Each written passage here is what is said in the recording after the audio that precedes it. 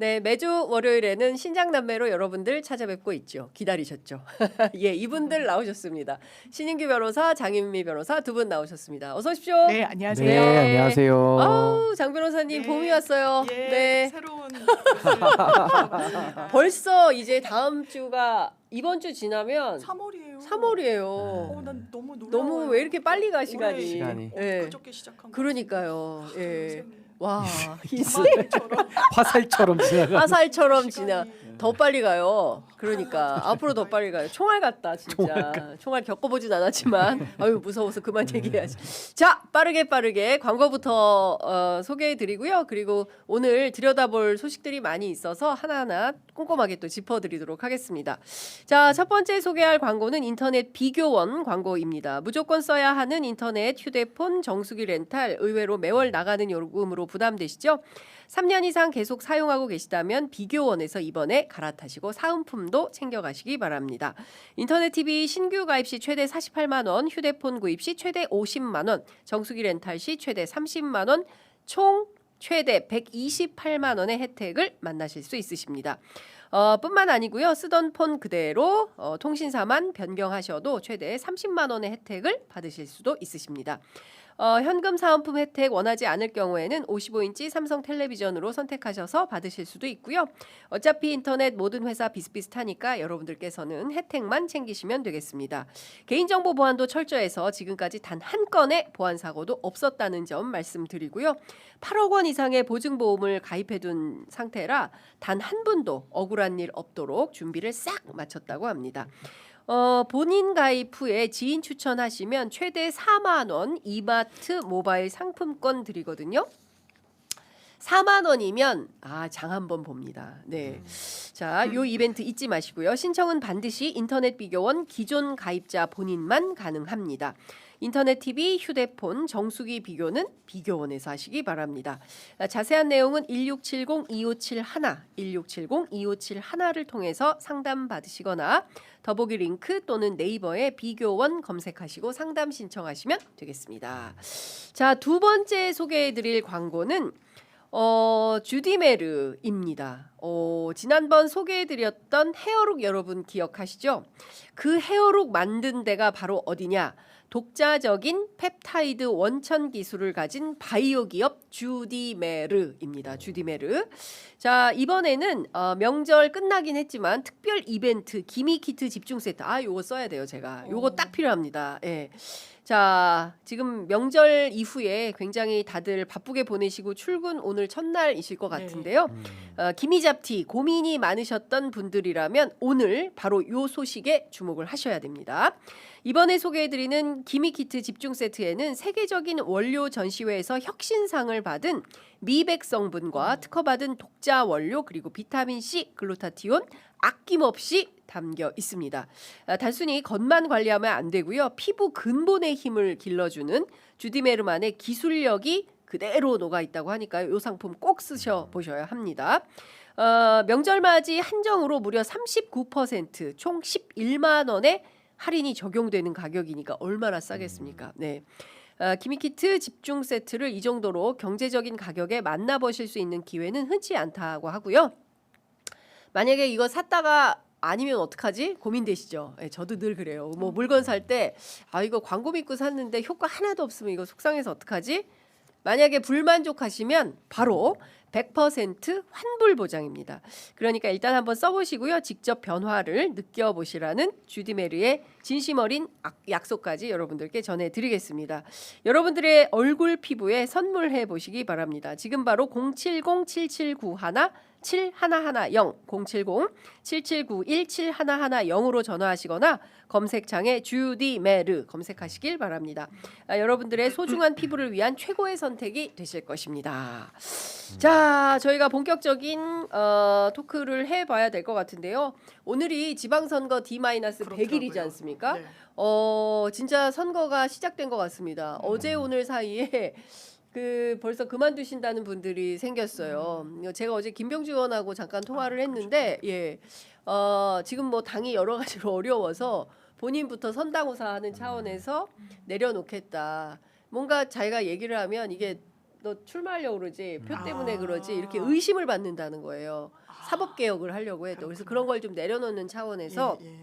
싹 내려놓고 하련다라고 말씀 주셨는데 방금 전에 보니까 서영교 의원도 그렇네요. 출마 철회를 네, 했더라고요. 맞습니다. 당이 지금 지방선거로 한 걸음 훅 건너간 겁니까? 이제 그럴 수밖에 없고 네. 이거는 절체절명의 정말 이제 민주당 그리고 이재명 정부의 성공을 뒷받침하기 위해선 반드시 너무나 이 좀 절실하게 이겨야 되는 선거라는 건 이론의 여지가 없고요. 네. 지난 지방선거 때는 윤석열 정부 초기이기 때문에 음. 정말 민주당이 대패했었고 그렇습니다. 이거를 이제 회복시켜야 되는 숙제가 있고 이제 경쟁력 있는 후보들이 많으니까 또 네. 이 선거라는 건 경쟁 상대가 있는 상대 평가다 보니까 음. 지금 국민의힘이 굉장히 좀 그러니까요. 어려운 상황이고 정말 죽을 쓰고 있다라고 해도 무방한데 네. 그래도 안일하게 하면 안 되고 예. 국민의힘에선 계속해서 민주당이 오만하게 음. 보이는 순간 이 유권자들이 심판할 거라고 좀 벼르는 그런 기류가 있기 때문에 네. 항상 겸손하게 해야 된다고 그렇군요. 생각합니다.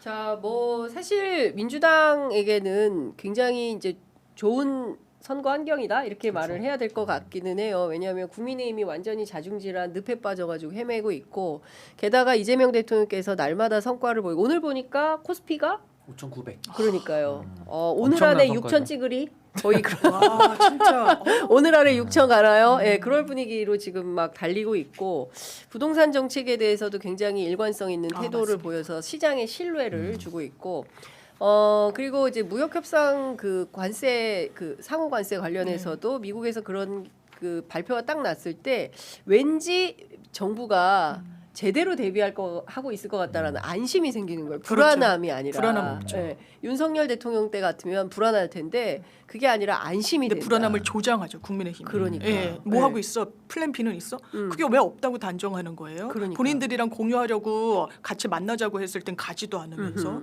이렇게 좀 비난에 가까운 비난만 그러니까요. 한다. 예, 그러니까 자기 정치를 위해서 오히려 그 상황을 꼬이게 만드는. 저는 이게 대한민국 보수가 갖고 있는 어떤 아주 안 좋은 습성인 것 같아요. 지금 네, 보수 네. 언론들도 마찬가지 않습니까? 그러니까 국익을 우선해야 되는데 그게 아니라 도대체 갈라치기. 어느 나라 국민이야. 그렇지 않습니까? 다 떠나 언론을 하든 정치를 하든 사법을 하든 그 나라 국민이라는 게 기본이고 맞습니다. 자세여야 네. 되는데 그게 아니라 막 무슨 한미 관계 뭐 동맹 관계 파탄났다 이런 식으로 위기감을 조장하면서 나라를 분열각으로 쓰고 있다. 저는 이게 여전히 분단 사회를 극복하지 맞습니다. 못한 우리의 어떤 절체절명의 운명이다. 그래서 이걸 빨리 극복해야 된다라는 생각이 좀 드는데 신 변호사님 어떻게 보세요?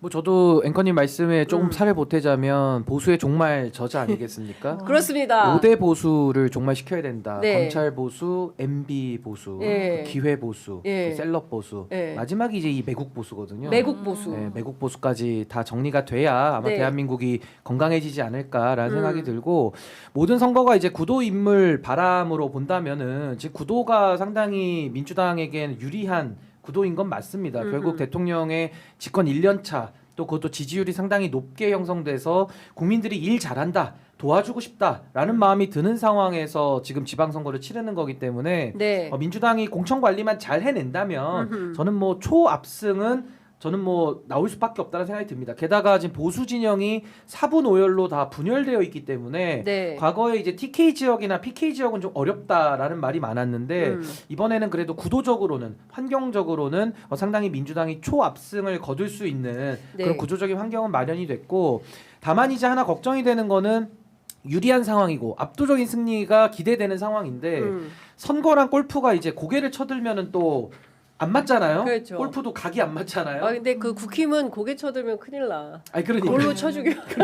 거기는 이제 돌멩이로 무서워. 바로 예. 응징을 하니까. 근데 뭐 민주당도 충분히 잘할 수 있는 상황인데 이게 압도적 승리와 또 초압도적 승리는 또 달라요. 그렇습니다. 왜냐하면 국민의힘 제로, 국민의힘을 이제 제도권에서 몰아내자라는 차원에서는 그냥 뭐 TK, PK는 내주고 나머지만 다 이기면 압승이다. 그렇게 볼 수는 없거든요. 네. 후보들 간의 경쟁에서 표차도 많이 나야 되지만 더 중요한 건 TK 지역에서 뭐 경북지사, 대구시장 당선될 각오로 뛰어야 되는 거죠. 그래야지 기초자치단체장 중에서 내지는 광역의회, 기초의회에서는 더 많은 당선자들을 실제로 내는 거거든요. 그렇기 때문에 전 이번에 민주당이 조금 더 TK, PK까지도 더 조여 들어가는 네. 그러니까 국민의힘을 더 코너로 몰아 들어가기 위해서 초압도적 승리를 저는 목표로 뛰는 것이 보수의 종말이라는 시대 정신과도 부합하지 않는가 그렇죠. 그런 생각이 듭니다. 이번 지방선거가 끝나면 우리 신 변호사님이 보수의 종말 꽝꽝꽝 도장 찍을 수 인증 있는 한번. 인증 뭐라 해야 돼? 인증 북콘서트 한번 그 다시 후속편 한번. 하나 쓰려 그래요. 어떡해요? 뭘 써야 될 것 같아요. 이제 뭐 어떡해요? 보수의 보수의- 종말 그 이후 뭐 보수의 정말 됐다 이렇게. 완료했다. 완료했다 막 이렇게 써야 될 것 같다. 고민 근데 중이에요. 하여간 그 6월 지방선거까지 이제 100일 남았는데요. 정말 취재 편의점도 현장을 진짜 뜨겁게 뛰면서 진짜 우리 역사에서 그동안 없었던 정말 엄청난 그 개혁의 호기가 왔다. 저는 그런 생각을 하거든요. 우리가 보면 이제 그 조선 시대부터 해서 개혁을 하려고 해도 늘 뒷다리 잡고 발목 잡고 이런 시절을 겪어오지 않았습니까? 근데 우리가 이제 다 겪고 이대에 확실하게 우리가 해줘야 되는 일들을 우리가 이제 역사적 사명을 가지고 해야 되는 때가 왔다. 그 100일이 지금 시작됐다. 저는 이제 그런 생각이 좀 근데 되는데. 그게요. 과거와의 차이는 뭐냐면 사실은 탄핵을 2번 겪었잖아요. 그렇죠. 그러니까 문재인 대통령 집권할 때도 그 소위 말하는 절대다수 연합이라는 한 80%가 연대해서 20%이 수구 네. 매국 세력을 아예 몰아내는 네. 그때도 그 움직임이 있었어요. 근데 그때는 사실은 뭐 바른미래당이나 정의당이나 이렇게 연대를 통해 가지고 이제 80%의 그렇죠. 이 아름다운 숫자를 만들어야 되니까 그렇죠. 이게 어떻게 보면 쉬운데 또 어떻게 보면 굉장히 어려운 과제였고 사실은 탄핵연대가 잘 안 됐어요. 못했죠. 예. 못해서 그때 개혁의 기회, 촛불혁명의 기회를 국민들이 이제 줬는데 정치권이 못 받아 안았는데 그렇습니다. 이번에는 좀 달라요. 네. 이번에는 그냥 보수 수구 매국 세력이 스스로 자중질환으로 가면서 코너로 달려가고 있고 그렇죠. 거기에 대해서 빈 공간을 이재명 대통령이 압도적인 행정 능력과 정치 능력으로 실력으로 그냥 온 거거든요. 그렇죠. 이끌고 온 거거든요. 예. 그러니까 여기에 대해서는 정말 정부 여당과 호흡만 잘 더 맞춰서 네. 대통령님 지지율 지금 60에서 65%잖아요. 맞습니다. 이게 10%만 더 올라간다고 생각해 보십시오.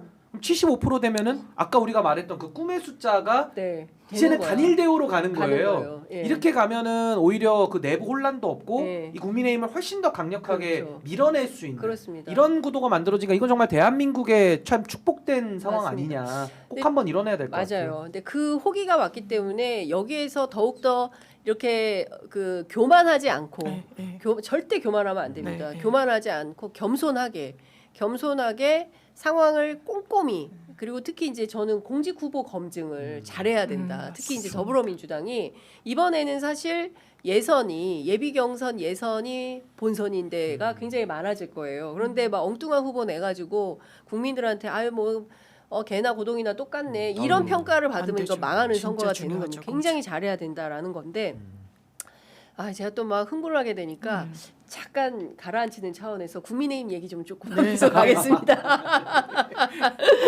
안정제. 당명을 바꾼다더니 네. 다시 도로 국힘이 됐어요. 그 테이프 도로 띄어야 될 것 같은데 거의 당사에 막 붙여놨잖아요. 그걸 뭐 약간 예. 이렇게 뭐 지우는 미래연대로 하면 뭐 참여연대 생각난다라는 것이고 그리고 무슨 공화당 미래로 공화당인가? 예. 그것도 또 너무 함께 여는 공화 뭐 이렇게 뭐 예, 그런 뭐 하더라고요. 그것도 또 이상하다. 그래서 결국에는 당명을 선거 이후로 근데 바꾸려면 진작 바꾸든지 그러니까요. 선거 100일 앞두고 당명 변경하는 건 그거는 상상을 불허하는 선거 전략이에요. 정치 문법에 맞지 그렇죠. 않고 이게 국민의힘 지도부가 얼마나 좀 이게 정치력이 없는지를 저는 보여주는 것 같고요. 네. 이게 당명을 바꿔도 문제, 지금 상황에서 안 바꿔도 문제인 상황이 네, 됐는데 네. 바꾸는 건 그냥 메이크업 하겠다는 거예요. 본질을 바꾸지 않고 당내에서도 나오잖아요. 병검술이라고 말을 바꾸거나 그냥 눈에 보이는 것만 바꾸어서 딱 태세 전환처럼 보이게 하는데 심지어 태세 전환조차 하지 못했고 전환이란 용어를 윤석열 선거 직전에 장동혁 대표가 입에 담았지만 그것도 저는 거짓이라고 생각했는데 거짓조차 나아가지도 못했어요. 전환조차 하지 않겠다라고 사실상 못을 박았기 때문에 네. 이런 부분과 관련해서는 그냥 정체 상태다. 그리고 이거 그러면 이후에 당명 바꿀 수 있겠습니까? 선거 이후에는요. 저 아닐 거라고 아닐 보는데요. 거라고 봐요. 그리고 그럼 비대위는 구성이 될까요? 그것도 저는 그것도 에너지가 있어야 하는 것 같아요. 장동혁을 대체할 만한 지도부라는 게 지금 국민의힘에 또 있습니까? 당원들은 또 어떻습니까? 힘을 누구에게 실어줍니까? 윤석열에게 심어주는 거예요. 그리고 윤석열의 어떻게 보면 아바타로 전락한 장동혁 대표이기 때문에 힘을 주고 있는 거예요. 네. 여기에 대해서 헤어나지 못하고 있고 더 깊숙이 들어가고 있다 국민의힘이. 그렇죠. 지금 뒤집힌 마우스님이 신장남매 너무 좋습니다. 늘 응원합니다 하면서 스포츠에 써주셨어요. 너무 감사합니다. 진짜 잘하죠 이 두 분. 제가 정말 존경합니다. 네.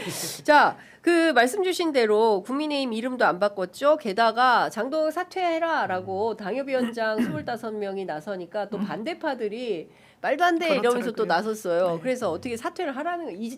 일어나 앉아 계속 이렇게 누구 말을 들어야 되는 건지 자중질환이에요. 그러니까 예. 어떻게 보면 이제 한 지붕만 쓰고 있다 뿐이지 이제 사실상 두 세력이 한 지붕 두 임시 가족이다. 동거를 예. 하고 있는 상황인데요. 예. 뭐 지금 25명의 당협위원장들이 사퇴 성명 내니까 반발로 이제 75명, 네. 한 3배 가까이 되는 당협위원장들이 71명. 예. 71명인가요? 예. 그러면 거의 한 2배를 넘는 숫자가 그렇죠. 장동혁 엄호를 외치고 지금 나왔기 때문에 아까 장윤미 변호사님 말씀하신 대로 결국에는 장동혁 체제가 이 대표 체제 이후에 지선 패배 이후에도 이게 과연 비대위로 전환할 에너지라도 있느냐 이제 이런 의문까지 나오는 것이고 네. 뭐 당명 바꾸는 거야 이제 포장지에 불과하니까 이제 국민들께서 더 속지 않으실 뿐만 아니라 모든 정당이라는 게 세 가지의 사가 필요해요. 네. 첫 번째가 사람이고 두 번째가 사상, 세 번째가 사연이 있어야 되거든요. 네. 근데 사연이야 뭐 줄탄핵을 지금 입은 상황에서 사연은 어떻게 바꿀 수가 없고 딱 두 가지 사람과 사상을 바꿔야 되는데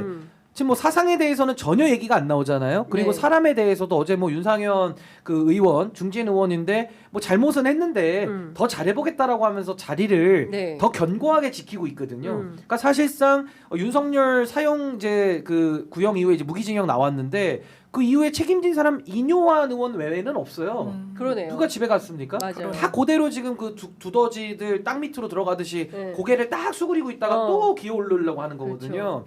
그래서 이런 것들을 이제 국민들께서 더 이상은 용납할 수도 없고 해서도 안 되는 상황이기 때문에 이제 국민의힘은 뭐 참 제 얘기를 자꾸 해서 그렇지만 보수의 종말로 가는 그림을 우리가 그냥 보는 거고 예. 윤 어게인을 외친 후과 그 예. 대가를 지금 누리는 중이다. 저 그러니까 그렇게 봅니다. 지금 그 윤석열 재판과 관련해서도 그 지규현 판사의 그 황당한 뭐 좀 이따 우리가 얘기를 해보겠지만 이후에도 송원석 원내대표는 그래도 뭐 그 민의를 담아서 메시지라도 사과한다라는 냈죠. 메시지를 냈어요. 예. 물론 이분이 이제 경북지사 출마의 뜻이 예. 있기 때문에 표 때문에 그럴 수도 있긴 하겠지만 그래도 최소한도 형식은 갖추었다. 그런데 장동혁 대표는 그마저도 지금 안 하는 거기 때문에 이제 물러나라라는 비판을 받고 있는 것이고 반대인 오세훈 시장 그다음에 이제 한동훈 대표가 27일부터 대구를 시작으로 해서 전국을 돈다는 거잖아요. 이렇게 갈등이 격화하면 한 지붕 두 가족 아까 말씀하셨는데 이게 선거가 가능할까? 그러니까요. 그러니까 선거는 안중에 없는 것 같아요. 지방 선거는 에라 모르겠다고 당권을 가지고 누가 이 당권을 줄 거냐 이것만 지금 골몰하고 있는 거 아닙니까? 왜냐면 선거라는 걸 키워드를 넣으면 지금 이거는 아무것도 설명이 되지 않아요. 지금 그렇죠. 국민의힘의 맞습니다. 상황은 예. 한동훈 대표도 예. 정말 선당우사 한다면 이런 행보는 하면 안 된다고 예. 생각할 수 있죠. 예. 그런데 거의 각각 한동훈 쪽은 국민의힘 선거 이기라고 바랄까요? 이기길 원할까요? 절대 아닐 거예요. 그렇죠. 지길 바랄 겁니다. 장동혁 대표가 져야 자기가 공간이 열린다고 공간이 생각할 열리죠. 거예요. 예. 전 그것도 안 될 거라 생각합니다만 그러니까 지방을 왜 돕니까? 지금 국민의힘 응원해달라고 도는 건 아니잖아요. 자기를 들여다봐달라고 그렇죠. 도는 거잖아요. 예, 예. 당이 100일이면 뒤면은 선거를 치러야 되는데 전직 당대표가. 그럼 장동혁 대표는 뭘 하고 있습니까? 지금 너네 절윤하라고 얘기하는 사람들이 분열의 씨앗이야. 그렇죠. 가만두지 않겠어란 취지예요. 그렇죠. 예. 너네가 분열을 획책하는 예, 거야. 예. 너네야말로 당을 어렵게 하는 사람들이야. 라고 했을 때는 이것도 자기 정치의 연장선상에선 이해가 되는 거예요. 선거는 이렇게 해선 정말 필패란 말이에요. 그렇죠. 중도층이 어떻게 그 마음에 공감을 하겠습니까? 근데 자기는 당권 생각하면 지금 국민의힘의 당원들의 지형을 생각하면 그러면 자기한테는 유리한 거다라고 생각을 하는 걸 거거든요. 네. 거기에 뿌리를 더 깊숙이 박아야 되겠다는 생각을 하는 거라서 지금 이 책임을 져야 되는 구성은 누구도 국민의힘 자체 보수의 정말 미래에 대해서는 일도 생각하지 않는다고 근데 생각합니다. 이제 정확하게 말하면 보수가 분열돼서 망하는 게 아니고요. 망해서 분열이 일어나는 거예요. 정확하게는. 선후가 망해서. 네, 그러니까 네. 원래 망조를 탔기 때문에 분열되는 거예요. 먹을 네. 게 없으니까 이 하이에나들이 어. 서로를 공격하는 거예요. 어. 원래 고기 덩어리를 놓고 싸워야 되는데. 그래서 이게 뭐 분열해서 망한 건 아니다. 네. 저 그걸 이제 바로 정확하게 얘기를 해야 되고 네, 네. 동시에 이게 장동혁 대표는 이 적대적 공생 관계인데요. 이 한동훈 대표의 토크 콘서트를 누구보다 바라고 있을 겁니다. 아, 장동혁 오히려? 대표는 이게 뭐냐면 내부에서 흔들리잖아요.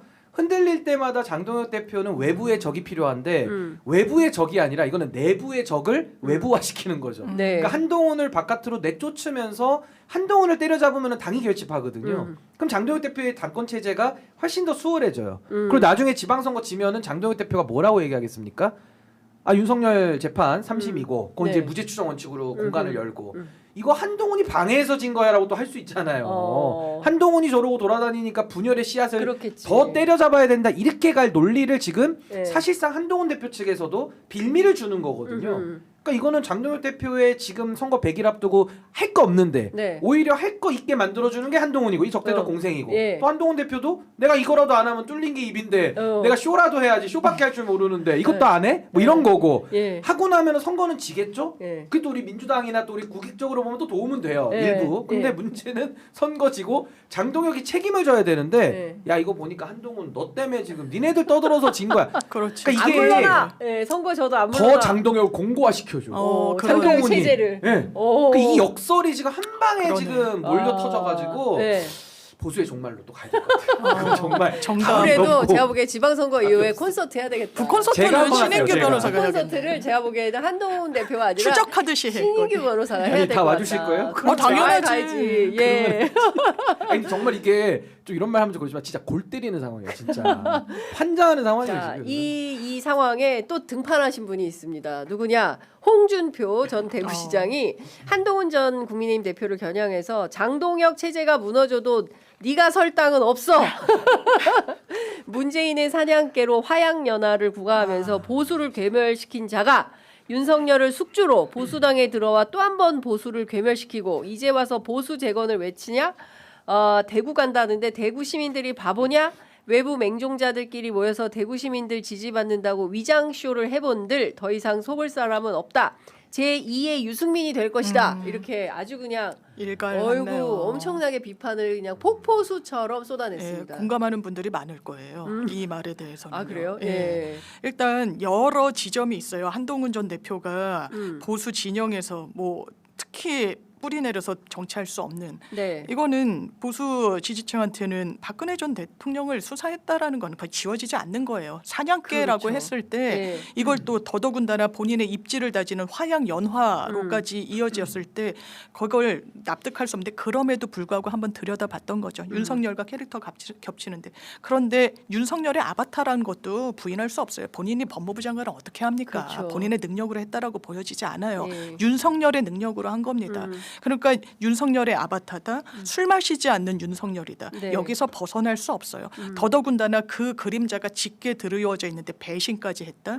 제가 국민의힘 취재한 기자들 얘기를 들어보면 갑자기 의총장에 들어와서 지금 뭐 내란숙에 이 윤석열이 자백을 했다라고 하면서 딱 분리해 내려는 순간 대단히 실망감을 느꼈다라고 얘기를 한다라는 거예요. 네. 국민의힘 구성원들이 의원들이. 그 부분도 어떻게 보면 연착륙하거나 뭐 할 수 있었는데 그러지 않았어요. 좀 혼자 살아남기 위한 선택을 했다라고 보여지는 네, 부분도 네. 있었던 거예요. 그러니까 받아들여질 수 없다. 배신자 유승민의 길을 갈 것이다. 양지 그 질이 다르다고 저는 생각합니다. 네. 유승민 이 대표가 했던 것과 한동훈 전 대표가 했던 거는 한동훈 전 대표의 비난 가능성이 이 국민의힘의 지지층이라면 더 크게 와닿을 겁니다. 대구에서 오히려 막 비판받고 뭐 물러가라 이렇게 할까요? 아니면 제가 사실 명절 연휴에 그 대구 지역 그 TK 지역에서 활동하고 계시는 임미 의원한테 전화 취재를 했는데 뭐 조만간 저희 스튜디오에 나오셔서 말씀을 주실 텐데 장동혁 자체에 대한 인기가 없다는 거예요. 그러니까 야당 대구에. 대표고 그렇죠. 그리고 보수의 리더인데 적극적으로 뭐 장동혁 말이 나와야 되는데 아예 언급량이 없다. 오히려 이재명 대통령에 대한 언급량이 엄청나게 많다. 아우 일은 잘해. 진짜 주식 많이 올랐어. 부동산은 진짜 할 것 같아. 이런 얘기를 하면서 간간히 들리는 워딩이 있으니 그래도 한동훈이는 어떻게 되는 거야? 뭐 이런 정도라는 거예요. 그래서 오히려 대구에서 인기는 장동혁보다 한동훈이더라라는 이제 민심 취재를 해서 저한테 알려를 주셨어요. 근데 실제로 홍준표 전 시장에 따르면 결코 그러지 않을 것이다라는 비판인 건데 이 보수의 정말 저자로서 우리 신인규 변호사는 어떻게 예상하십니까? 그러니까 아까 뭐 유승민 대표 얘기하셨는데 유승민 한동훈은 본질이 다르죠. 맞아요. 그러니까 유승민 네. 대표는 정치인이고 한동훈은 정치꾼이죠. 그 차이가 일단 있는 네. 거고 대구 경북의 민심은 어디로 흐를 것이냐 뭐 굉장히 중요한 관심사 아닙니까? 네. 저는 그냥 정답부터 말씀드리면 굉장히 싸늘하다고 생각해요. 그러니까 장동혁에 대해서 싸늘하고 한동훈에 대해서 싸늘함. 그러니까 양쪽이 싸늘한 거죠. 이게 네. 왜 그러냐면 뭐 예를 들어 저 이제 결혼을 했습니다마는 우리가 결혼 전에 소개팅도 많이 하잖아요. 소개팅 할 때 첫 번째 나가는데 마음에 안 들어요. 두 번째 나가는데도 마음에 안 들어. 그럼 세 번째 나가면 무조건 그 사람하고 결혼합니까? 아니죠. 그게 아니잖아요. 세 번째 나갔는데 좋을 수도 있지만 또 더 또 마음에 안 싫을 들 수도 수도 있지. 있어요. 그럼 네 번째 또 다섯 번째 해야 되는 거거든요. 그러니까 지금 이 얘기를 제가 왜 드리냐면 장동혁 싫다 해가지고 한동훈을 좋아하라는 법이 없는 거예요. 그러니까 장동혁도 싫지만 한동훈 싫거나 더 싫어 이렇게 갈 수 있는 거고 네. 그래서 제가 아까 싸늘하다. 그러니까 왜냐하면 정치인도요 반사 이익이라는 게 있는데 반사 이익도 받아 먹는 것도 나름의 실력이거든요. 근데 한동훈이라는 정치 저는 인자 붙이기도 싫고 정치꾼으로 보는데 이런 사람들은 그거 받아 먹을 실력도 없는 거예요. 그래서 저는 이제 한동훈 같은 경우는 아까 장동혁 대표랑은 적대적 공생 관계에 있는 것이고 네. 또 한동훈이라는 지위를 하나로 표현하자면 반사체거든요. 누구의 반사체냐? 윤석열의 반사체입니다. 그러니까 결국에는 윤석열이 나와 있을 때 한동훈의 인기도 같이 커요. 네. 근데 지금 윤석열이 무기징역으로 들어가서 이제 평생 못 나오게 생겼거든요. 네. 그럼 한동훈도 더 이상 정치를 더 이어나갈 실력과 내공이 없기 때문에 네. 한동훈은 윤석열의 반사체라서 이제는 그 수명을 다했다. 저는 그렇게 봅니다. 그렇군요. 자, 이제 중요한 거는 이제 지방선거 100일 앞두고 네. 양당이 이제 본격적인 선거전에 이제 돌입을 하는 건데 그 이정현 공관위원장 있지 않습니까? 맞습니다. 뭐 본인 주장은 뭐 재래시장, 예. 전통시장에서 5만 원 주고 산 옷이라고. 야상 점퍼다. 뭐 이렇게 앞으로 이제 그런 마음으로 달린다. 근데 뭐 중요한 것은 이미지는 계엄, 이미지를 그쵸. 피력한 거 아니냐라는 거고 더 중요한 것은 오늘 1차 영입인재 발표가 예정이 되어 있는데 윤 어게인 공천이 대대적으로 이루어질 것이다라는 언론의 전망이 있어요. 어떤 사람들을 세우려고 하길래 이렇게 할까? 난 두려운데 그 전망을 보니까 어떤 인물들을 정치권에 정치권에 세우려고 하나? 이 토대를 예. 마련해 주는지 지금의 국민의힘이 망가진 상태에서 어떤 인물들 어떻게 국민들한테 또 정치적으로 고통을 안겨줄 사람들에게 네. 그 이 빌미를 줄 건지가 우려돼요. 왜냐하면 이게 근거가 없는 게 아니라 이정현 공관위원장 직전까지 극우 유튜버 나가가지고 윤석열을 엄호하고 그랬습니다. 네. 그리고 본인 제가 예전에 취재할 때 되게 인상 깊었던 건 진짜 로얄티가 강하다. 박근혜에 대한 이었어요. 이정현. 그리고 박근혜 전 대통령은 기자들이 올린 머리를 하는지 내린 머리를 하는지 치마를 입었는지 바지를 입었는지 카키색을 입었는지 분홍색을 입었는지에 따라 대단히 많은 정치적인 해석을 내놨었어요. 그랬었어요. 오늘은 전투 모드다. 브로치 가지고도 아, 예. 얼마나 얘기를 많이 그걸 이정현 위원장이 모를 수 없습니다. 자기가 야상을 거치는 순간 이게 어떤 일하겠다? 뜻인지. 아니요. 계엄 우리가 다 막아줄게. 윤석열 옹호해도 돼라는 신호로 저는 닿을 수밖에 없고 네. 그걸 모른다고 내 뺄 수조차 없다고 생각해요. 그러면 어떤 인물들을 천거할 것인가? 왜냐하면 국민의힘에서 우리 선거 이겨 자신 있어. 우리 뉴페이스 발굴하고 있어 했는데 이 뉴페이스가 과연 어떤 인물일지 쟤는 한동훈 윤석열을 보면서 항상 공포감이 드는 게 정치는 정치인들이 해야 되는구나. 네. 정치를 우습게 보면서 외부에서 그냥 평가만 하다가 들어와서 정치를 완전히 반정치에 기대가지고 망가뜨리는구나. 이런 인상을 대단히 깊이 받거든요. 예, 예. 또 그런 토대를 줄 것 같아서 우려됩니다.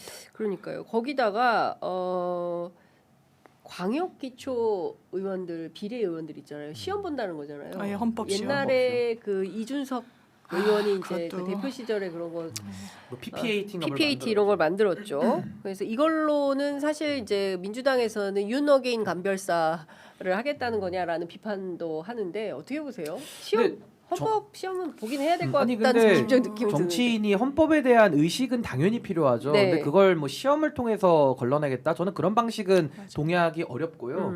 결국 정당이라는 곳이 교육과 훈련과 양성과 검증이라고 하는, 전 이걸 이제 교훈 양검이라고 하는데 네. 이 교훈 양검을 제대로 해서 음. 좋은 후보자들 헌법 정신으로 투철하게 무장되고 머리로만이 아니라 마음과 행동까지 헌법 정신으로 검증된 사람들을 전면 배치를 해야 되는 것인데 네. 무슨 뭐 헌법 해가지고 오지선다 그 해가지고 그게 헌법에 대한 그 사람의 감수성이나 인지 능력이 발현된다고 볼 수는 없는 거거든요. 네. 저는 굉장히 전근대적인 좀 구시대적인 방식이다라는 생각이 우선은 들고, 이정현 위원장에 대해서도 정치라는 거는 정치인의 표현이 중요한 게 아니라 국민이 그 표현에 대해서 반응하는 게 더 중요한 거거든요. 네. 그러니까 결국에는 저 야상 점퍼를 보면서 국민들은 내란을 떠올리고 그 불법 계엄을 떠올릴 수밖에 없는 거예요. 네. 그 국민적 반응은 이미 다 있어버린 겁니다. 음. 그래서 저는 뭐 저건 아주 잘못된 메시지를 낸 것이고 메시지의 실패 아니냐, 저 그런 생각이 들어서 오늘 뭐 영입 인재라고 하는데 전 저게 인재가 맞는지도 의문이에요. 네. 정치에서 반정치에 기생하는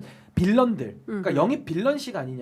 그러니까 저거는 뭐 영입 빌런식. 아니 그러니까 영입 인재라 그러면 인재가 와야 되잖아요. 근데 인재가 빌런 아니라 영입식. 네, 빌런을 갖다가 꽂아놓고 인재다 이렇게 표현하는 거는 언어 모순이죠. 네. 그래서 저는 반정치에 기생하는 이런 빌런들, 뭐 예를 들면 이진숙 같은 사람 아닙니까? 네. 뭐 이준석 같은 부류, 그러니까 이런 반정치꾼들을 갖다가 아마 그 사람도 욕망이 있으니까 네. 어마어마하게 윤호개인의 줄을 대가지고 전면에 설 텐데 이건 완전히 한국 정치를 더 퇴행으로 이끄는 그런 지름길 아닌가 그런 생각이 듭니다. 그러니까요. 그러니까 어쨌든 어떤 사람들이 올라올지 저희가 이제 올라오는 대로 하나하나 분석해서 말씀을 좀 드리도록 하겠습니다. 그리고 방금 전에 속보가 하나 들어왔는데 그 유명한 이학재 인천공사 사장 예. 기억하시죠? 네. 예. 인천시장 출마를 위해서 25일에 사직한다라는 속보가 들어와 있습니다. 뭐 예정된 수순 아닌가 싶고 네. 더불어민주당에서는 그럼 인천시장 후보 누가 출격합니까? 그러니까요. 여러분이 계시더라고요. 예. 또 이제 박찬대 의원 예, 계시고 예. 김교웅 의원 예, 예, 계시고 예. 이제 현역 의원님들 예. 쭉 있고 예. 이제 채비하시는 경쟁력 있는 후보들이 많은데 음. 그 이학재 사장 같은 경우에는 이런 업무 보고 자리를 정치적으로 악용하면 안 됐다고 생각합니다. 그거를 자신의 어떤 업무적인 무능력을 오히려 정쟁의 수단으로 하면서 뒤로 뭐 기자회견하고 하면서 정치 쟁점화한다. 아, 대단히 나쁘다. 이거 유권자들이 알아볼 거다. 인천 시민들이 평가할 거다라는 생각이 들고요. 네. 인천 시민이라면 이게 인천 공항과 관련해서 일자리나 여러 경제 파급 효과가 있으니까 관심들이 많으실 거 아니에요. 어떤 평가를 받은 인물인지에 대한 정확한 진단을 전 유권자들이 하실 거다. 네. 근데 그 주말 사이에 되게 논란이 됐던 게 국민의힘 같은 경우에는 공관위원들이 예를 들면 이재명 대통령 사건 변호인단에 속했던 사람이라든가 아니면 또 뭐 캠프 출신이라든가 뭐 이런 사람들을 대거 공관위원으로 뭐 그 불러서 그 자체로도 또 상당히 모순적 상황이다라는 비판에 직면하지 않았습니까? 아니, 근데 그게 이정현 공관위원장이 어떤 약간 뭐라 그래야 됩니까? 자중질환이 그 안에 있는 것인지. 근데 이제 그게 국민의힘이 일견 이해되는 면은요. 누가 공관위원으로 오려고 하겠습니까? 아무도 안 오는 거예요. 네. 자기들끼리 할 수는 없잖아요. 또 그렇구나. 누구를 또 갖다 앉혀놔야 되고. 네. 그러니까 뭐 검증도 뭐 복수가 있어야 검증을 하는 거지. 예. 다 단수일 텐데. 그러니까 뭐 그런 약간의 뭐 검증 미스, 예. 뭐 검증 실패 같은 게 있을 수밖에 없는 건데 예. 그게 중요하지 않아요. 제대로 된 공관위원 안 쳐도 어차피 집니다. 이제 국민의힘은 네, 예. 뭘 해도 안 돼요. 네. 그러니까 뭐 별로 이렇게 저는 본질적인 부분은 아닌 것 같고 사실은 저 이학재 사장이 뭐 인천시장 후보로 뛴다고 해도 이게 지금 이재명 대통령 시대 전과 후가 다르거든요. 그게 뭐냐?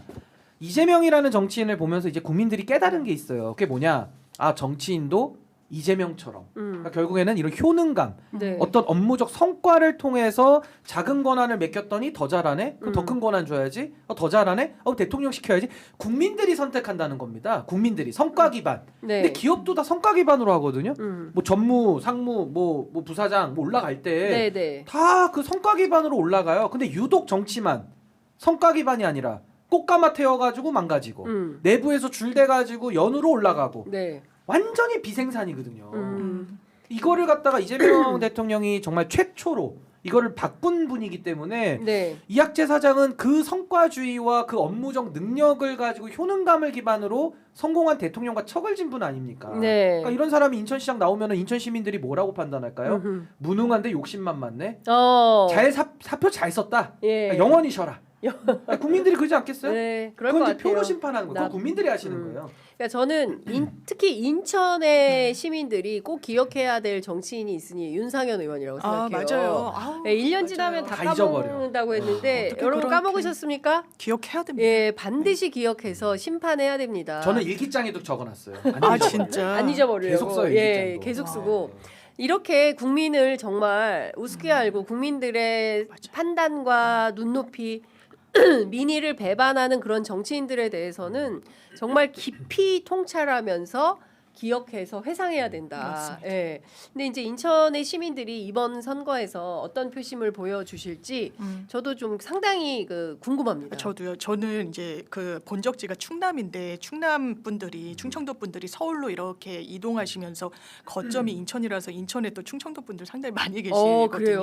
거의 30분 이상인가가 충청도 출신이시고 하여튼 그래요. 네네네. 어쨌든 인천이라고 했을 때 제가 윤상현 의원 기억해야 된다고 말씀 주셨는데 어제 장문에 사과글을 올려서 그러니까요. 제가 다 읽어봤어요. 네. 이게 진짜인가 가짜인가를 보기 뭐 위해서 본인이 읽어봤습니다. 잘못했다. 본인이 잘못했다고 얘기하기 예. 위해서는요. 본인이 그 공간 앞에 가서 예. 스크럼 짜고 너네 법원이 발부한 영장 불법이다라고 얘기한 거에 대해서 정확하게 그게 잘못이었다고 사과해야 되는 거예요. 그렇습니다. 그런 걸 빼고 얼버무리듯이 잘못했다. 예. 그러니까 용서해주고 우리 선거 치를 때 예쁘게 받아오라고 예. 얘기를 한다. 그러니까 전형적인 선거용 사과예요. 그러니까 더 나쁘다고 선거 생각해요. 때만 다가오면 막 울고불고 막 하면서 돌아다니면서 이번 한 상복 번만 입고 막. 살려주세요. 이번에 정말 잘하겠습니다. 한 번 속지 딱 두 번 속지 않습니다. 선거용 예. 사과. 예, 표가 그 느낌으로. 필요하다는 거죠. 그렇죠. 그러면 안 돼요. 표피로. 표를 주세요.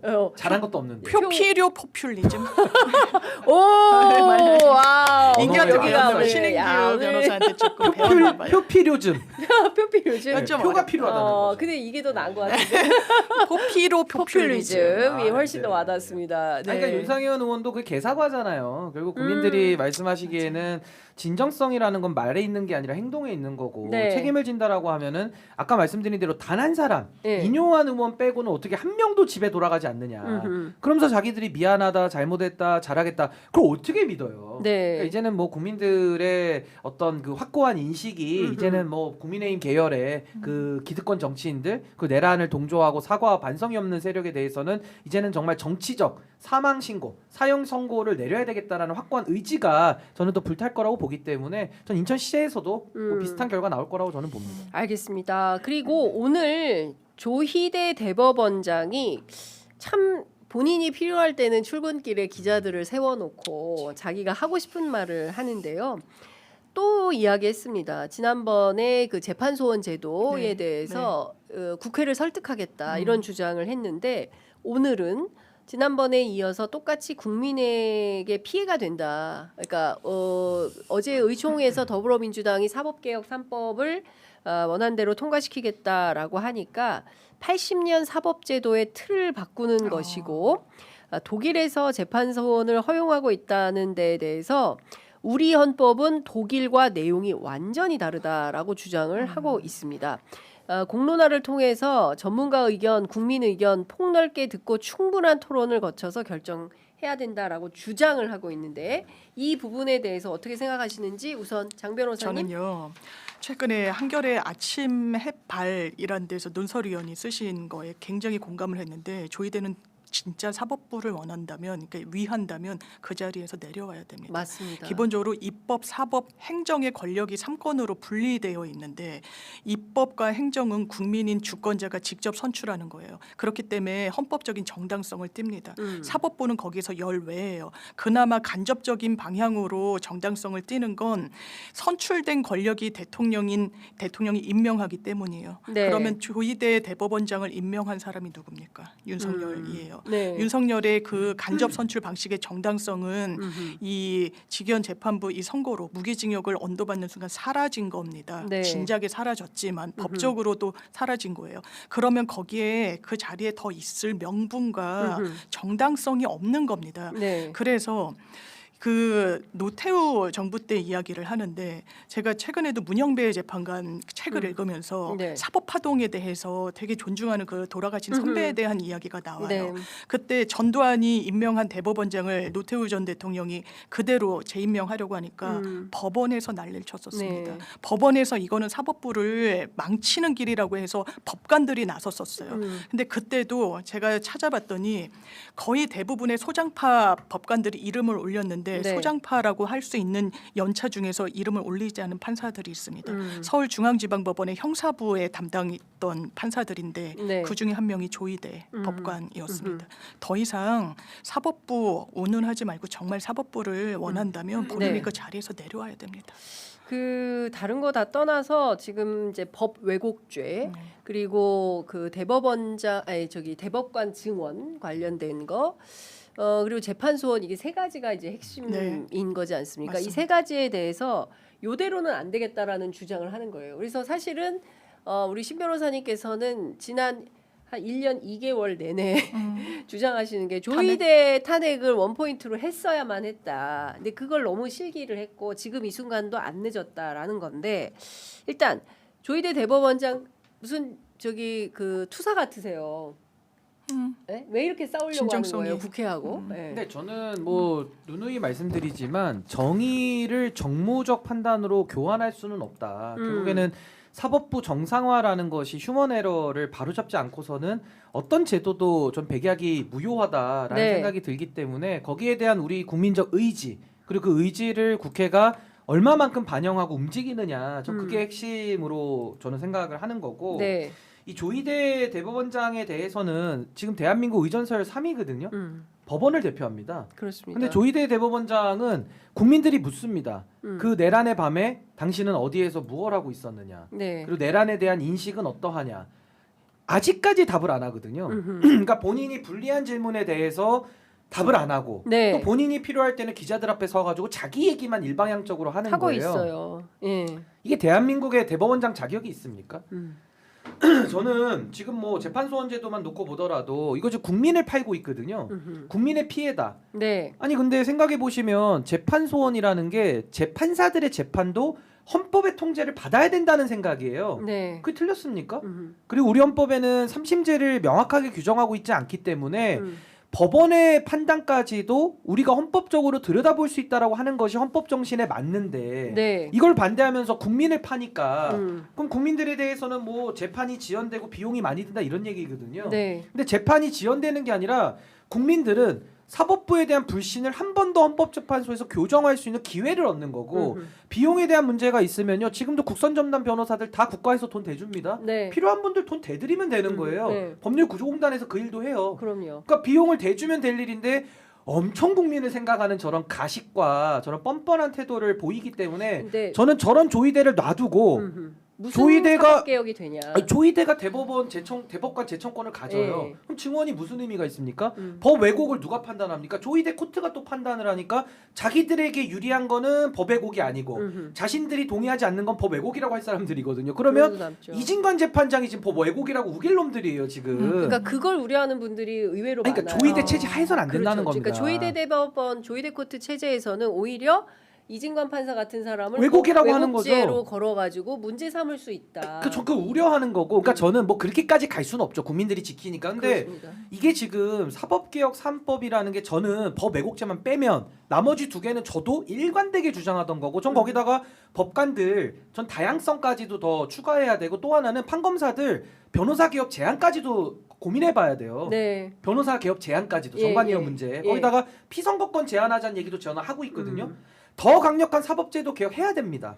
근데 대법원장을 문제는 투표로 뽑자는 주장도 하시는 분들 해야 돼요. 해야 되는데 있습니다. 문제는 예. 조의대 임기가 내년 6월까지예요. 2027년 6월까지예요. 그 안에 우리가 얼마나 중요한 재판들을 해야 됩니까? 근데 이거를 조의대를 앉혀놓고 조의대가 인사권을 합법적으로 쓰고 많은 판사들은 아무리 양심과 독립적으로 한다고 해도 인사권자 눈치를 안 볼 수는 없는 거예요. 그게 네. 현실적으로. 예. 그런 상황에서 우리가 뭐 우인성 판사, 김인택 판사, 또 곽상도 재판, 김예성 재판, 또 김상민 재판 어처구니 없는 또 영장의 기각들을 우리가 보고 있잖아요. 네. 그런 상황에서 이 3법을 개혁했다고 해가지고 국민들 앞에 일부 소구가 될 수는 있겠으나 실질적으로 정말 사법부가 바뀌나? 네. 거기에 대해서 생각이 많이 다른 겁니다. 음흠. 그러니까 저는 지금도 이 사법개혁을 하지 말자는 게 아니라 후에 하자는 거고 지금은 조이대의 만행에 대해서 희대의 정치 개입 사건에 대해서 이게 없어지지 않아요. 네. 정치적 중립 위반이라는 거는 어마어마한 대한민국의 헌정 부정입니다. 맞습니다. 이거에 대해 가지고는 한번 칼을 뺐으면 마무리는 져야죠. 그럼 마무리를 진다는 거는 국회가 국정조사를 통해서 여론의 지지를 받고 네. 그 여론의 지지를 가지고 헌법재판소에다가 탄핵으로 넘기는 거예요. 넘기면 우리 헌법재판소 9명이 아 조이대의 행위는 정치 개입이 아니네. 그러면 이제 헌법재판소에 대해서 국민들이 반발하겠죠. 내지는 헌법재판소가 야 대법원으로서 이런 짓은 하면 안 되는데 다시는 헌법을 지키는 헌법재판소가 볼 때는 이런 대법원장 다시는 나오면 안 되는데 라고 하면 탄핵하고 파면시키는 겁니다. 네. 그래야 이게 정리가 되고 그 다음에 사법개혁이 유의미하지 조이대를 앉혀놓고 어떤 약을 써도 저는 이건 약이 통하지 않는다고 저는 보는 겁니다. 그러니까 더불어민주당 차원에서 제가 취재해 보면 그러니까 특별하게 확실한 확고부동한 증좌가 나와서 헌재에서 정말 그러니까 그 지금까지 나온 거 기각되면 안 말고 되니까. 기각되면 안 되니까 더 확실한 증좌가 그 2차 종합특검을 통해서 이번 주부터 이제 권창영 특검이 특검보드를 임명받아가지고 역할을 하게 될 텐데 그런 게 좀 필요하다. 그래서 확고부동한 상태에서 하겠다, 추진을 하겠다라는 뜻으로 읽혀요. 근데 시간이 너무 많이 아니 근데 지났죠. 그거는 저는 네. 좀 공허하다고 보는 게 공허하다. 지기현 룸살롱 것도 영장을 안 내주는 법원이 어떻게 조이대 거 영장을 내줄 생각을 하고 기다립니까? 아니 저는 그 말씀 누가 하셨는지 모르겠는데 만약에 민주당에서 그런 인식으로 또 국민들 앞에 수사를 쓴다면은 전 정말 국민들 앞에 솔직하지 못하다고 생각해요. 아니 탄핵이라는 게 징계 재판인데 네. 정치 개입에 대해서 어떤 물증이 나와야 된다? 어떻게 물증이 나와요? 정치 개입이라는 것 자체가 문제인데 네. 아니, 정치 행위를 말로 하거나 행동으로 하는데 물증을 어디다가 남겨놓습니까? 마치 이거는 뭐 계약서 썼냐 안 썼냐에 따라서 뇌물죄 유무를 판단하는 그런 주장과 같다. 거의 우인성급 주장이에요. 제가 볼 때는 어. 아니 어떻게 증거를 찾냐고요. 그리고 법원이 내줍니까 영장을? 증거도 없지만 그러니까 저는 징계 재판인데 왜 징계를 두려워하죠? 잘못을 했으면 채찍을 들어야 될 거 아니에요. 네. 아니면 그냥 잘못했다고 말을 하지 말든가 받아들이고 살든가. 그러니까 그런 식의 태도 자체가 아니, 정치 개입 타협적인 아닌가요? 거, 정치 개입 맞죠. 아니, 누가 맞는데 보더라도 왜- 너무나 명백한 정치 개입인데 그 부분에 대해서 계속 판단을 유보하고 있으니까 좀 답답한 그러니까 저는 이거죠. 측면이 드는 국회는 국회의 일을 하면 됩니다. 거죠. 판단은 누가 한다? 헌법재판소가 하는 헌법재판소가 거예요. 하는 왜 거죠. 그걸 대신합니까 국회가? 헌재가 어떤 판단을 할지 말지를 미리 왜 저는 예단해서 하느냐. 그것도 헌법재판소의 판단도 역사에 남겨야 된다고 저는 보는 거예요. 그걸 두려워할 필요가 뭐가 있습니까? 아니 명분이 있잖아요. 그 잘못한 행위가 있잖아요. 네. 행위가 있는데 채찍을 안 들고 다른 길로 우회하는 게 지금 문제인 거지. 잘못에 대해서 핀셋으로 제가 이거를 딱 도려내면요. 전선이 어떻게 생기냐면 조이대의 정치 행위를 옹호하는 일부, 나머지 전체 국민으로 바뀌는 겁니다. 근데 지금의 사법개혁은 전선이 어떻게 돼 있죠? 민주당과 법원이 대립하는 걸로 되어 있어요. 네. 그러니까 전 이렇게 전선을 짜는 것보다는 문제 있는 거를 문제 있다고 지적하고 바로잡는 그 노력이 뭐가 잘못입니까? 저는 오히려 안 하는 것이 더 문제 아니냐. 그래서 저는 탄핵을 답을 정해놓고 하자는 게 아니라 네. 조이대의 행위에 대해서 매듭은 져야 된다. 그럼 국정조사를 통해서 다시 한번 이건 여론을 모아가고 여론이 만약에 조이대 탄핵하라 하면 하는 거예요. 그럼 헌법재판소 판단 기다리면 되는 겁니다. 제가 볼 때는. 똑띠 신인규 말이 맞다. 올소. 근데 이제는 저는 두 동감합니다. 손 두 발 다 들었는 게 전 네. 안 해요 국회가. 아니 이준석 징계도 합니까? 우원식 의장님 안 하시잖아요. 아니 전 이제는 정치인들이 무슨 말을 해도 저도 안 믿는 게 이준석 징계 60만 명이 청원해도 뭐 안 하는데 이유는 많겠죠. 안 할 이유는 100개가 넘습니다. 할 이유는 딱 하나인 거예요. 문제가 있으니까 하는 겁니다. 근데 안 할 이유 100개가 넘죠. 그러니까 그것도 왜 징계도 안 안 하는 해, 거지? 탄핵도 안 해. 그럼 윤리위가 국민들은요 안 참다가 돼서 그런 윤리 구성이 아직 안 돼 네. 있잖아요. 그러니까 그게 뭐 한두 건이 아니에요 네. 지금. 그러니까 이거는 국회가 서로 짬짬이하고 봐주는 거 저는 아니냐. 안 할 이유만 찾으면서 자꾸 정무적인 판단 얘기하는데 정의를 어떻게 정무화 바꾸는지를 한번 설명을 해보시고 저는요 만약에 조이대 같은 사례를 놔두고 우리 사회가 탄핵으로 단죄를 안 하잖아요. 그럼 저는 국회에게 역으로 묻고 싶어요. 어느 정도 그러면 판사들이 정치 개입을 하고 나라를 말아먹어야 그때 국회는 탄핵을 할 것인지 그 기준을 좀 밝혀줬으면 좋겠는 거예요. 어느 정도 해야지 우리는 탄핵한다. 그 기준은 있지 않겠습니까 국회가? 근데 그것도 답을 안 하면서 끝까지 안 하려고만 노력을 하면 그럼 사법 정상화가 저는 당분간은 어렵다. 저는 그렇게 보는 겁니다. 그러니까요. 사실 일주일이래. 1년 내내 얘기하고 있는데 안 입이 먹혀서 아파요, 이제는. 저도 이제 힘들다. 아니, 안 하는 데는 돌이 없습니다. 안 하는 거는요. 방법이 없어요. 아니 하면은 우리가 잘한다 못한다 그렇죠. 평가를 하는데 안 하는 부작위는 아니 검사들도 그렇잖아요. 불기소로 덮어주는 거는요. 진짜 도리가 없어요. 이거는 뭐 진짜 시민기소위원회 만들어서 국민들이 이거를 개입하지 않는 한은 안 하는데 무슨 도리가 있습니까? 그 4년 동안은 맡겨놨는데 권한을. 그러니까 저는 이건 국회가 엄중하게 받아들여야 된다. 그러니까 사법개혁 3법 좋죠. 저도 여기에 법외국제 빼고는 다 동의합니다. 그리고 저는 더한 것도 내놨잖아요. 저는 피선거권도 제한해야 되고 판검사들 일전 직군 이상은 그러니까. 변호사 개업도 제한해야 된다고 보거든요. 네. 근데 이거는 좀 조의대 알겠습니다. 문제는 너무 좀 나이브한 것 같아요. 제가. 자, 오늘 오전 10시 30분 벌써 했을 수 있겠네요. 그 민주당의 공소 취소 모임이 국회에서 출범하고 결의 대회를 연다는 거예요. 그리고 104명, 종전에 82명에서 104명으로 늘어났다고 하는데요. 그냥 그런 얘기도 있어요. 공소 취소는 국회가 하는 게 아니라 검사들이 하는 건데 공소 취소 모임 자체가 국정조사 모임으로 하든지 그냥 해버리면 되는데 모임 만드는 것보다 어떤 의도가 있는 건지 좀 설명해 주세요. 그래서 전 유시민 작가가 이야기했듯이 이제 집권 여당이고 공소 취소라는 건 네. 이제 관련 규정을 보면 검찰이 하는 것도 대단히 이게 세밀하게 돼 있지는 않아요. 본인들이 이제 기소를 잘못했다라고 내부 판단이 있으면 네. 이제 검찰이 전속적으로 그 권한을 행사할 수가 있는 건데 사실상 정치권에서 공소 취소를 종용하는 의미 이상도 이하도 일단 제도적으로 갖기는 어렵다 보니까 유시민 작가가 이제 집권 여당이니까 이게 사실상의 연판장을 돌리는 이상으로 작동하기가 어려우니 네. 국정조사나 아니면 입법권의 발동으로 이것을 구체화하는 게 맞지 않냐라는 이제 비판을 한 것으로 보이고 이 부분과 관련해서는 공소 취소를 또 대단히 이제 민주당에서는 공감하는 그런 기류가 있죠. 이거는 정적을 제거하기 위한 이 수사였다는 건 이론의 여지가 없는 거예요. 거기에는 민주당 구성원들은 다 공감을 하고 있어서 이런 식으로 이제 발현이 된 것으로 보이는데 이걸 어떻게 구체적인 움직임으로 가져갈지는 이제 첫 발을 뗀 것으로 보입니다. 근데 사실 과거에 조작 기소 의혹을 갖고 있는 여러 네. 사건들이 있고 그것은 문재인 정부 때도 진행이 됐었기 때문에 공감하는 여러 의원들이 무려 104명이나 됐기 때문에 어떻게 논의가 좀 이어지는지 좀 지켜보도록 하겠습니다. 전 여기에 짧게만 코멘트를 드리면 이게 지금 공소 취소와 네. 그 국정조사를 추진하는 의원 모임이거든요. 네. 그러니까 맞아요. 국정조사를 하겠다는 의지도 이 안에 들어가 있는데 뭐 유시민 작가가 이야기한 대로 뭐 이게 친명 모임 아니냐라고 하기에는 윤건영 의원이 상임대표로 와 있으니까 그런 해석은 전 너무 무리하다. 그리고 뭐 미친 짓이라는 식의 좀 감정적인 표현은 전 좀 지양됐으면 좋겠다는 생각이 들고요. 네. 무엇보다 전 이 모임이 왜 나왔냐를 좀 보자면은 이번에 정청래 대표께서 특검 추천과 관련해 가지고 문제가 한번 있지 않았습니까? 네. 근데 그 이성윤 최고위원이 사과는 했는데 또 이번에 그 조작기소 대응특위 위원장으로 또 앉혔어요. 그러니까 거기에 대해서 한준호 의원이나 뭐 김상욱 의원도 비판을 많이 한 걸로 알고 있거든요. 네. 그러니까 의원들 입장에서는 당내에 있는 기구가 그 역할을 제대로 하면 되는데 이성윤 최고위원을 또 갖다가 위원장을 재차시키니 이게 의원들도 이게 일이 제대로 되겠냐 그런 절박감 속에 저는 지금도 이 모임이 계속 숫자가 늘어나잖아요. 전 그런 식의 좀 반발, 그러니까 작용과 반작용도 그 안에 들어있는 거 아니냐. 그렇다면 정청래 대표께서 좀 당직 인선을 네. 당내 의견을 좀 수렴하는 방향으로 했다면은 이런 오해를 받을 모임들이 그럼 덜 나왔을 텐데 네. 저는 그런 반작용도 좀 있다고 봅니다. 19일 서울을 시작으로 해서 23일 충남, 25일 TK, 26일 충북, 다음 달 5일에는 부울경에서 기자회견을 열 예정이라고 합니다. 그러니까 전국 순회 모임을 해서 여론을 좀 만들어 가려고 하는 뭐 이런 게 아닌가 싶고요. 속보가 몇 가지 들어와 있는데 그 선상 파티 기억하시죠? 네.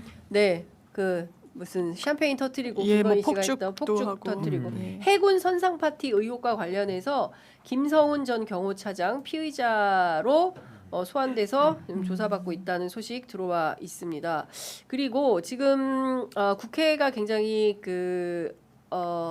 사법개혁 3법 네. 이번 주에 통과시킨다라는 건데요. 한병도 더불어민주당 원내대표는 국민의힘이 24일 본회의에 협조하지 않으면 민생개혁 법안들 단독으로 처리하겠다라는 입장 오늘 밝혔고요. 반대로 송원석 국민의힘 원내대표는 24일 국회 본회의 강행하며 모든 수단을 동원해서 다 막겠다라고 네. 또 사실상의 이번 주간은 한정의 예. 정책위 의장이 예고한 대로 필버 주간이 된다. 그리고 조희대 대법원장이 뭐라 하든 법원과 관련된 사법개혁 3법은 이번 주에 모두 통과가 된다. 이것은 주지의 사실이다. 이렇게 말씀을 좀 드리고 네. 정리할 수 있을 것 같습니다. 자, 이나시오 룰라 대통령과 정상회담을 위해서 지금 그 이재명 대통령 청와대에서 영접하고 있는 장면 들어와 있어서요. 그것도 여러분들 함께 보시면 될 것 같고요. 자, 지금 11시 6분 지나고 있어서 오늘 말씀은 여기까지 들어야 되겠습니다.